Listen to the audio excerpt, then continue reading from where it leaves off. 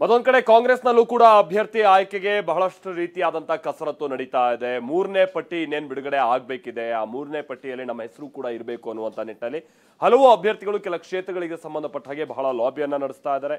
ಇನ್ನು ಬಳ್ಳಾರಿ ವಿಚಾರವಾಗಿ ಮೂರು ಮಂದಿ ಅಂದ್ರೆ ತ್ರಿಮೂರ್ತಿಗಳು ಕಾಂಗ್ರೆಸ್ ಟಿಕೆಟ್ ಮೇಲೆ ಕಣ್ಣಿಟ್ಟಿದ್ದಾರೆ. ಬರೀ ಕಾಂಗ್ರೆಸ್ನಲ್ಲಿ ಏನಾಗ್ತಿದೆ ನೋಡ್ಕೊಳ್ಳೋಣ.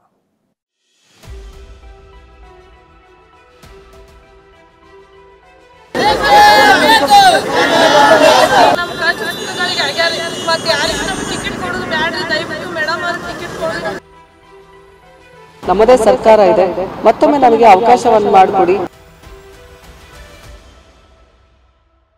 ಲೋಕಸಭಾ ಚುನಾವಣೆ ದಿನಾಂಕ ಘೋಷಣೆ ಆಗಿದೆ. ದಿನದಿಂದ ದಿನಕ್ಕೆ ಕಾವು ಹೆಚ್ಚಾಗ್ತಿದೆ. ಆದ್ರೆ ಕೈಪಾಳ್ಯದಲ್ಲಿ ಅಭ್ಯರ್ಥಿಗಳನ್ನ ಆಯ್ಕೆ ಮಾಡಲು ಇನ್ನೂ ಹರಸಾಹಸ ಪಡ್ತಿದ್ದಾರೆ. ಎಲ್ಲೋ ಅಭ್ಯರ್ಥಿಗಳನ್ನೇ ಕಣಕ್ಕಿಳಿಸಲು ಕಾಂಗ್ರೆಸ್ ನಾಯಕರು ಮುಂದಾಗಿದ್ದಾರೆ. ಹೀಗಾಗಿ ಕಾಂಗ್ರೆಸ್ ಅಭ್ಯರ್ಥಿಗಳ ಆಯ್ಕೆಗೆ ಇಂದು ಮತ್ತು ನಾಳೆ ಮ್ಯಾರಥಾನ್ ಮೀಟಿಂಗ್ ನಡೆಯಲಿದೆ.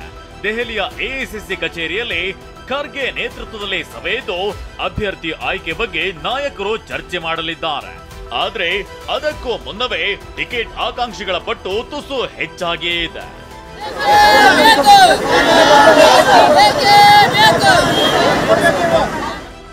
ವೀಣಾ ಕಾಶಪ್ಪನವರಿಗೆ ಟಿಕೆಟ್ ಕೊಡುವಂತೆ ಸಿಎಂ ಸಿದ್ದರಾಮಯ್ಯ ನಿವಾಸದ ಬಳಿ ಬೆಂಬಲಿಗರು ಪ್ರತಿಭಟಿಸಿದ್ರು.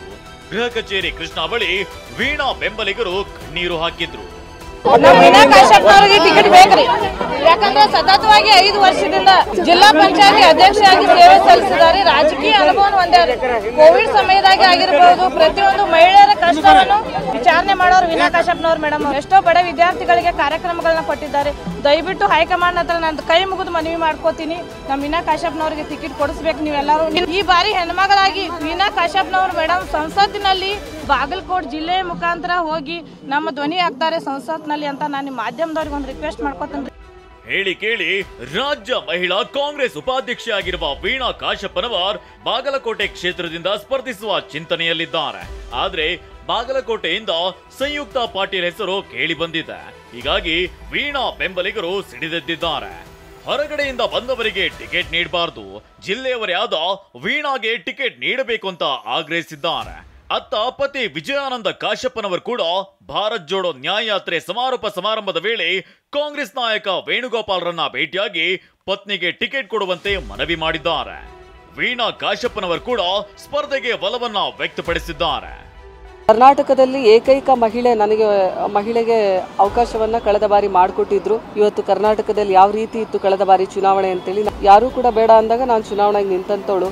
ಇವತ್ತು ನಮ್ಮಲ್ಲಿ 5 ಜನ ಶಾಸಕರಿದ್ದಾರೆ, ನಮ್ಮದೇ ಸರ್ಕಾರ ಇದೆ, ಮತ್ತೊಮ್ಮೆ ನನಗೆ ಅವಕಾಶವನ್ನು ಮಾಡಿಕೊಡಿ. ಜಿಲ್ಲೆಯಲ್ಲಿ 5 ವರ್ಷದಿಂದ ನಾನು ಕೆಲಸ ಮಾಡ್ತಾ ಇದ್ದೀನಿ. ಜನರ ಆಸೆ ನನ್ನನ್ನು ಸಂಸದಳಾಗಿ ನೋಡ್ಬೇಕು ಅನ್ನುವಂಥದ್ದು ಬಾಗಲಕೋಟೆ ಜನರ ಆಸೆ ಆಗಿದೆ. ಇವೆಲ್ಲ ಅಂತ ಸಂದರ್ಭದಲ್ಲಿ ನಮ್ಮ ಜಿಲ್ಲೆಯ ಒಬ್ಬ ಪ್ರತಿನಿಧಿಯಾಗಿ ನಾನು ಅವರ ಜೊತೆಗೆ ಅವರ ಕಷ್ಟ ಸುಖದಲ್ಲಿ ಜಿಲ್ಲೆಯ ಮನೆಮಗಳಾಗಿ ನಾನು ಇವತ್ತು ಕೆಲಸ ಮಾಡಿರೋದ್ರಿಂದ ನಮ್ಮ ರಾಜ್ಯದ ನಾಯಕರಲ್ಲಿ ಹಾಗೂ ಹೈಕಮಾಂಡ್ ನಲ್ಲಿ ನಾನು ಮನವಿಯನ್ನ ಮಾಡಿಕೊಂಡಿದ್ದೀನಿ.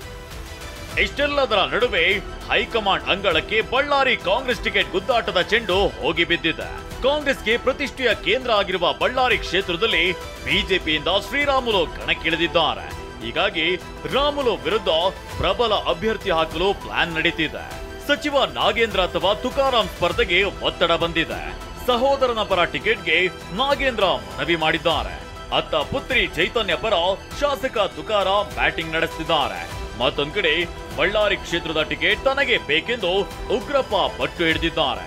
ಈ ವಿಷಯವಾಗಿ ದೆಹಲಿಯಲ್ಲಿ ನಡೆಯಲಿರೋ ಸಭೆಯಲ್ಲಿ ಚರ್ಚೆ ನಡೆಯಲಿದೆ.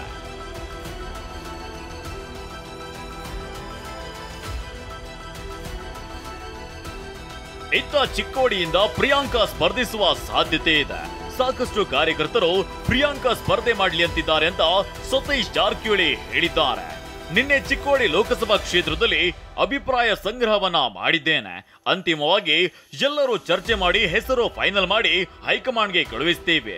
2-3 ದಿನಗಳಲ್ಲಿ ಟಿಕೆಟ್ ಪಟ್ಟಿ ಘೋಷಣೆ ಆಗ್ಬೋದು ಅಂತ ಹೇಳಿದ್ದಾರೆ. ಎರಡೂ ಇದೆ, ನಿಮ್ಮ ಮಗಳಿಗಾರ ಕೊಡಿ ಅಥವಾ ಯಾರ ಕಾರ್ಯಕರ್ತರು ಕೊಡಿ, ನಾವು ಅಷ್ಟೇ ಪ್ರಾಮಾಣಿಕವಾಗಿ ಕೆಲಸ ಮಾಡ್ತೀವಿ ಅಂತ ಅಭಿಪ್ರಾಯ ಬಂದಿದೆ. ಬಟ್ ಪ್ರಿಯಾಂಕಾ ಜಾರಕಿಹೊಳಿ ಅವರಿಗೆ ನಿಲ್ಲಿಸಿದ್ರೆ ನೀವು ಬರೋದೇ ಬೇಡ ನಾವೇ ಗೆಲ್ಲಿಸ್ಕೊಡ್ತೀವಿ ಅನ್ನುವಂಥ ಮಾತುಗಳು ಕೂಡ ಕೇಳಿ ಬರ್ತಾ ಇದೆ.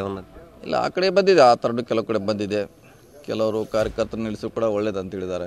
ಎಲ್ಲ ಕೂಡ ಅಂತಿಮವಾಗಿ ಅಭಿಪ್ರಾಯ ಸಂಗ್ರಹಣೆ ಮಾಡಿ ಅಂತಿಮ ನಿರ್ಧಾರ ಮಾಡ್ತೀವಿ.